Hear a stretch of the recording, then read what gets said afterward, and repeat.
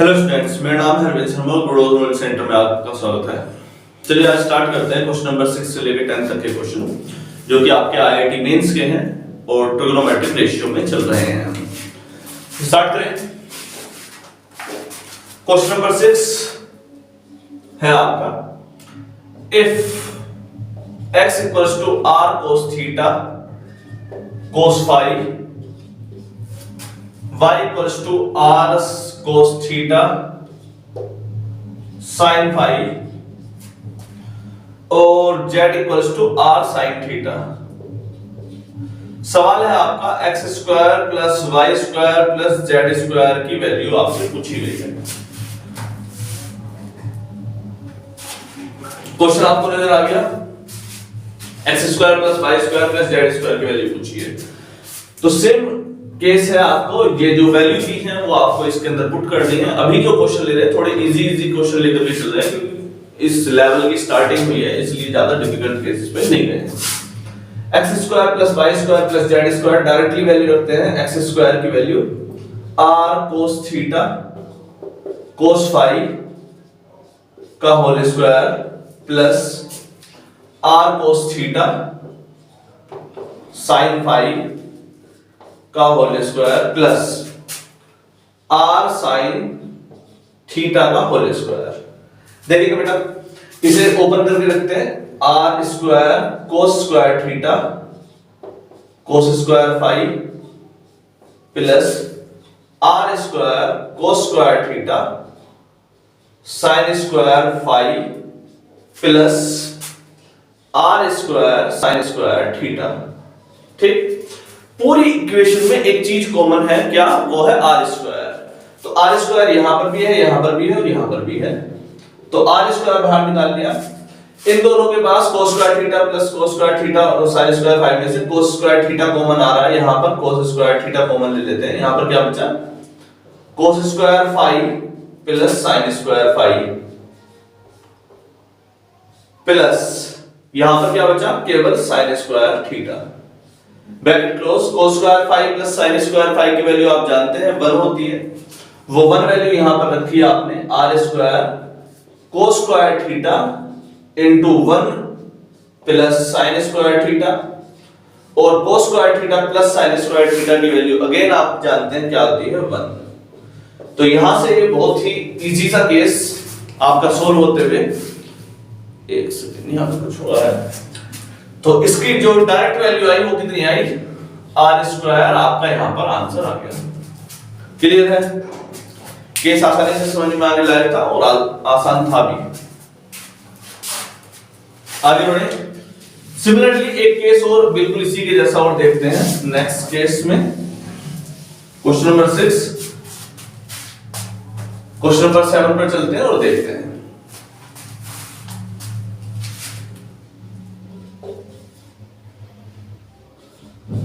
To sine square A minus cos square B equals to 1 और सवाल है sine A dot sine B की value बताएंगे।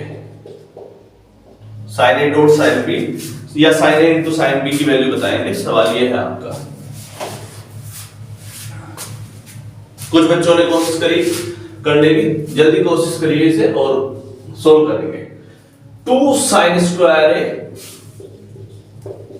Minus cos b upon sine B का whole square equals to 1। ठीक, LCM ले लिया है। 2 sine square A minus cos square b upon sine square b upon sine square B equals to 1। LCM ले ले। यहां पर ये कितना आ गया? 2 sine square a dot sine square b minus cos square b upon sine square B equals to 1। यहां पर हमने क्या किया है? इस टर्म का एलसीएम लिया है और एलसीएम लेने के बाद क्योंकि इसकी क्रॉस मल्टीप्लाई होनी है तो वो करी है minus cos square B equals to 1। इसे इधर लेकर के जाते हैं तो ये कितना आ गया?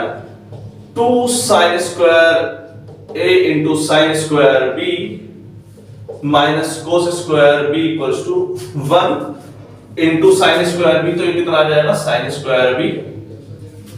ठीक, तो यहां से आपके पास क्या आ गया, कोस स्क्वायर बी को दरवेद देते हैं तो sine square B plus cos square B, sine square theta plus cos square theta कितना आ गया 1, 2 साइन स्क्वायर ए इंटू साइन स्क्वायर बी, तो यहां से sine A into sine B का होल स्क्वायर, यहां पर क्या है 2 को भी दरवेद दीजिए 1/2, और जब आप स्क्वायर रूट लेंगे तो sine A dot sine B की वैल्यू कितनी आएगी, प्लस माइनस 1/√2, प्लस माइनस 1/√2। इस चीज का ध्यान रखें, जब स्क्वायर से स्क्वायर रूट में लेके जाएंगे तो प्लस और माइनस दोनों साइन को लेकर के चले। एग्जाम के में आपके सामने प्लस का और माइनस का दोनों का दिया रहेगा, तो आप ऐसा ना करें केवल 1/√2 पर साइन लगा करके आ जाए, प्लस और माइनस का मतलब दोनों को ही आपको कवर करके चलना है। ठीक, नेक्स्ट केस हो गया ये वाला, देखिए जल्दी से आगे वाले केस पर चले। क्वेश्चन नंबर 7, क्वेश्चन नंबर 8 की तरफ चलते हुए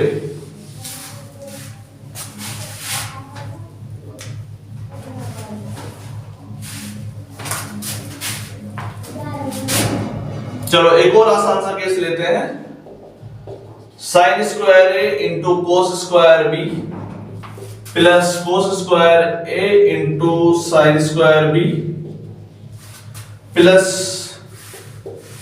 साइन स्क्वायर ए into sine square B plus cos square ए into cos square b. Question दिखाई दिया, आसानी से नजर आ रहा होगा और समझ में भी आ गया होगा, और कुछ बच्चों ने अब तक करने की कोशिश भी कर दी होगी। साइन स्क्वायर है cos square B, sine cos square है sine square B, sine square है sine square b, cos square है कोस स्क्वायर बी। ऐसे केसेस में बहुत इजीएस्ट वे रहता है, जब आप कुछ कॉमन दिखाई दे रहा हो या एक जैसा नजर आ रहा हो तो उसे एक जैसा लाने की कोशिश करें, कुछ ना कुछ वैल्यू आ जाती है। एक जो इजी से केसेस आपके ट्रिग्नोमेट्री में लगता है, sine square a plus cos square theta, sine square x plus cos square x की वैल्यू कितनी आती है 1, वो तो हर जगह देखने को मिल जाएगी, हर तीसरे चौथे पांचवें क्वेश्चन में उसका इस्तेमाल देखने को मिल जाएगा। इसमें और इसमें साइन स्क्वायर ए कॉमन आ रहा है, यहां पर क्या बचा कोस स्क्वायर बी, यहां पर क्या आया साइन स्क्वायर बी, प्लस इसमें और इसमें कोस स्क्वायर ए कॉमन आ रहा है, इसमें और इसमें कोस स्क्वायर ए कॉमन आ रहा है, यहां पर क्या बचा साइन स्क्वायर बी, यहां पर क्या बचा कोस स्क्वायर बी। तो इसकी वैल्यू और इसकी वैल्यू कितनी हो गई 1 और 1 दोनों केस में। यहां पर क्या बचा आपके पास sign square a plus cos square A, sign square a plus cos square ए की वैल्यू कितनी आ गई 1। हो गया केस सॉल्व, आसान था। तो जब हम फ्लो में होते हैं और जब हम किसी एक्सरसाइज को प्रैक्टिस कर चुके होते हैं, फॉर एग्जांपल जैसे अभी हमने ट्रिग्नोमेट्री के चैप्टर करा 11th क्लास का, उसके बाद कॉन्सेप्ट करा, फिर हम इस पे आए, और जब हम इसको कर लेंगे उसके बाद, तो जब हम किसी चैप्टर को करते हैं ना, उसका बेसिक उठा करके करते हैं, बेसिक का मतलब उसकी हर टर्म को अच्छे से बारीकी से पढ़ के करते हैं, एनसीईआरटी को पूरा लगा के करते हैं, तब हम कितने भी डिफिकल्ट केस पर पहुंच जाएं तो आपको ये एहसास हो जाएगा कि आप उस सवाल को कर लेंगे, कारण कि आप बेसिक को मजबूत करके चले हैं। जब हमारा बेस मजबूत करके चलते हैं तो सवाल कितना ही डिफिकल्ट हो वो होता ही है। चलिए नेक्स्ट केस पर चलते हैं, विदाउट वेस्ट एनी टाइम और विदाउट वेस्ट एनी सिचुएशन, कि कोई भी कंडीशन हाथ से बाहर ना निकल जाए और टाइम भी हाथ से बाहर ना निकल जाए। चलिए तो आगे बढ़े, क्वेश्चन नंबर 4, 8, 9 की तरफ चलते हैं, और केस नंबर 9 क्या है आपका, a equals to sine 170 degree plus cos 170 degree, कुछ ऐसा क्वेश्चन है। और पूछा है, ऑप्शन में लिख देता हूं आपको, इसमें a की वैल्यू पूछी है कि a की वैल्यू ग्रेटर देन 0 होगी, a की वैल्यू लेस देन 0 होगी, a की वैल्यू इक्वल्स टू 0 होगी, a की वैल्यू इक्वल्स टू 1 होगी। ये केस आपके सामने पूछा है। इस सवाल को अच्छे से देखो, वैसे तो इस सवाल में कुछ खास ऐसा है नहीं कि आप इस सवाल को ना कर पाए, क्वेश्चन नंबर 9 को। इसमें ऑप्शन भी मैंने आपके सामने दे दिए हैं, ग्रेटर देन 0, लेस देन 0, 1 और 0। कुछ कुछ बच्चे इसमें क्या क्या करने की संभावना लगा सकते हैं वो देख सकते हैं। देखो साइन थीटा की वैल्यू कितनी होती है ये बात आपको पता है। साइन थीटा की रेंज होती है -1 से 1, कोस थीटा की वैल्यू होती है -1 से 1। लेकिन ऐसा नहीं है कि जब कोस थीटा 1 हो रहा होगा तो साइन थीटा उस समय पर 1 हो रहा होगा। सीधी सी बात है, जब कोस थीटा 1 होता है तो उस केस में साइन थीटा 0 होता है। इट मेक्स सेंस कि इसकी वैल्यू जो आएगी वो एक नॉर्मल वैल्यू आ सकती है जो भी होगी, ठीक। तो कैसे निकालें? तो इसमें वैल्यूज चेक करने के लिए हम या तो बीच का साइन अपोजिट लेकर के आओ, वो ज्यादा बेहतर विकल्प रह जाता है। जैसे कि अगर मैं साइन 180 माइनस थीटा करूं, 180 माइनस 10 कर देते हैं, प्लस कोस 180 माइनस 10 कर देते हैं। साइन 180 माइनस थीटा क्या होता है? Sine 180 degree minus theta. Sine theta आप जानते हैं 180 से माइनस का मतलब सेकंड क्वाड्रेंट, और सेकंड क्वाड्रेंट में साइन थीटा और कोसेक थीटा। साइन थीटा और कोसेक थीटा केवल दो ही केस पॉजिटिव होते हैं, तो ये कैसा आएगा? पॉजिटिव। तो साइन थीटा, ये कोस थीटा कैसा आएगा? नेगेटिव। तो माइनस का कोस थीटा। कोस थीटा की जगह कोस 10 लिखते हैं value, cos 10। Sine 10 minus cos 10, sine 10 minus cos 10, ठीक। जब हम 0 डिग्री पर चलते हैं, इसका इस्तेमाल बाद में करेंगे, थोड़ा सा आगे बढ़ते हैं। साइन थीटा की वैल्यू 0 डिग्री और 30 डिग्री की आपको पता होनी चाहिए। साइन 30 की और कोस के केस में कोस थीटा की साइन 0 की वैल्यू होती है 0 और कोस साइन 30 की वैल्यू होती है 1/2। कोस 0 की वैल्यू होती है 1 और इसकी वैल्यू होती है √3/2, √3/2, ठीक। कोई दिक्कत नहीं है। 0 से लेकर 10 तक के केस में तो इसकी वैल्यू 0 और 1/2 के बीच में आएगी कुछ ना कुछ, और cos 10 की वैल्यू 1 और इसके बीच में आएगी कुछ ना कुछ, 1 के और √3/2 के।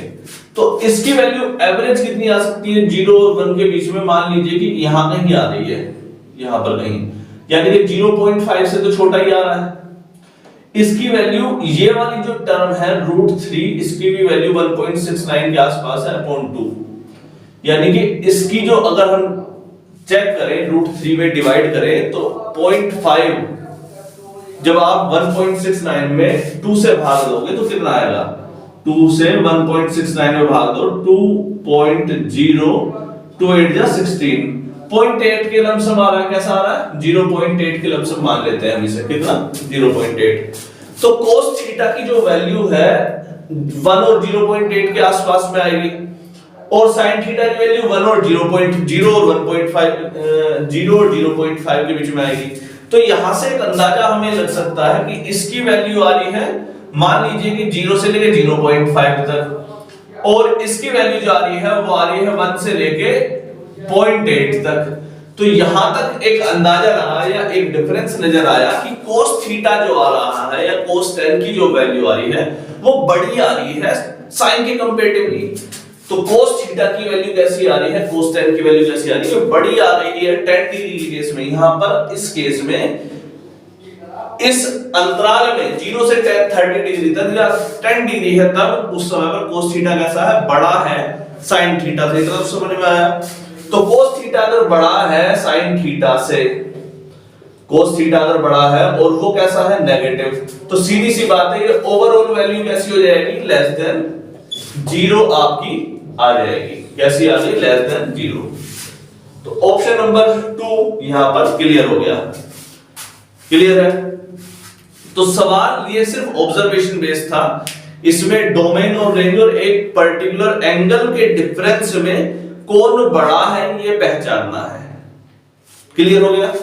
सवाल आगे बढ़ते हैं क्वेश्चन नंबर 10 की तरफ। आई होप कि आपको ये केस क्लियर हो गया हो, और एक और इजी सा क्वेश्चन करते हैं।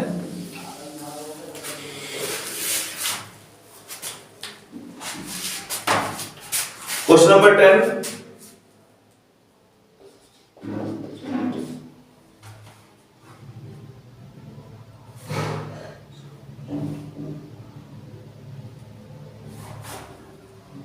x tan square 120 degree, x tan square 120 degree plus 4 cos square 150 degree equals to 9 तो आपसे पूछिए कि x की वैल्यू बता दो, बस क्या पूछा है, x की वैल्यू बता दो, ये क्वेश्चन है। ठीक, x tan square 120 degree plus 4 cos square 150 degree equals to 9। तो आपको यहां पर जो प्रॉब्लम आएगी वो आपको सिर्फ वैल्यू चेक करने में आएगी। cos 150 की वैल्यू कितनी होती है, tan 120 की वैल्यू कितनी होती है। tan 120 डिग्री कितना होता है, tan 180 60 कर लीजिए, 180 60 तो कितना आ गया, ये एक्चुअली नेगेटिव का आ गया -tan 60, और -tan 60 की वैल्यू कितनी होती है, tan 60 की वैल्यू होती है √3/1। कितनी, √3/1, यानी कि माइनस का √3 आ गया इसकी वैल्यू। और क्योंकि इसका स्क्वायर बोला है tan स्क्वायर 120 का, तो x इंटू -√3 का स्क्वायर प्लस cos 150 की वैल्यू कितनी आई है, cos 150 की वैल्यू आई है cos 180 30। cos 180 थीटा कितना होता है, cos 30, cos 30। लेकिन cos 180 थीटा कैसा है, cos 180 थीटा बेटा सेकंड क्वाड्रेंट में जा रहा है। कौन से वाले में, देखो 180 डिग्री यहां होता है, 180 से माइनस करने का मतलब दूसरे क्वाड्रेंट में पहुंच जाना, 180 से माइनस करने का मतलब दूसरे क्वाड्रेंट में पहुंच जाना, और दूसरे क्वाड्रेंट में cos कैसा होता है, माइनस का। तो cos 30 की वैल्यू आ गई आपकी माइनस का √3/2। तो ये वैल्यू आई 4 इंटू -√3/2 का whole square equals to 9।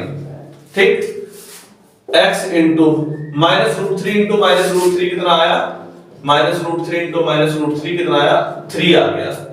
x into 3 plus 4 into √3 का स्क्वायर कितना आया, 3/2 का स्क्वायर -√3/2 का होल स्क्वायर कितना आ जाएगा, -√3/2 इंटू -√3/2, माइनस से माइनस कैंसिल, 3/4, 3/4 इक्वल्स टू 9, 4 से 4 कैंसिल हो गया।